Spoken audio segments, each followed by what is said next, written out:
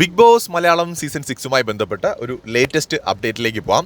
നമ്മൾ ഇന്നലെയൊക്കെ പലരും അറിഞ്ഞതുപോലെ അപ്സരയും അതുപോലെ ജാസ്മിനും തമ്മിൽ ഒരു ഫൈറ്റ് നടക്കുന്നുണ്ട്.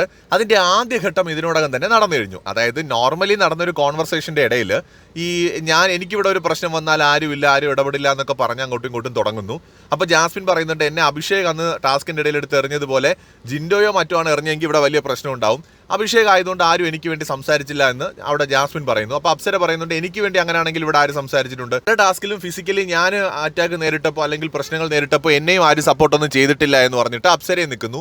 അങ്ങനെ ഇവർ തമ്മിൽ ഒന്നും രണ്ടും പറഞ്ഞ് നല്ല രീതിയിലുള്ള ഒരു വഴക്കുണ്ടാവുന്നുണ്ട്. ജാസ്മിൻ പറയുന്നുണ്ട്, ഞാൻ റസ്മിനെ പോലെയാണ് ചേച്ചിയും കണ്ടത്, എൻ്റെ ഒരു സുഹൃത്തിനെ പോലെ എനിക്ക് എപ്പോഴും സംസാരിക്കാനും അല്ലെങ്കിൽ എപ്പോഴും ഒന്ന് ഹഗ് ചെയ്യാനും ഒക്കെ പറ്റുന്ന അങ്ങനത്തെ ഒരു രീതിയിൽ ജാസ്മിൻ പറയുന്നുണ്ട്. അപ്പോൾ ഉടനെ തന്നെ എടുത്ത വായിൽ നമ്മുടെ അപ്സര പറയുന്നുണ്ട്, നീ എന്നെ റസ്മിനെ ഇരുത്തിയതുപോലെ ഇരുത്താൻ നോക്കണ്ട എന്ന് അപ്സര പറഞ്ഞു. ഇത് ജാസ്മിന് ഭയങ്കരമായിട്ട് പ്രൊവോക്ക് ആവുന്നു. അങ്ങനെ ഭയങ്കരമായിട്ട് ജാസ്മിൻ പൊട്ടിത്തെറിക്കുന്നു.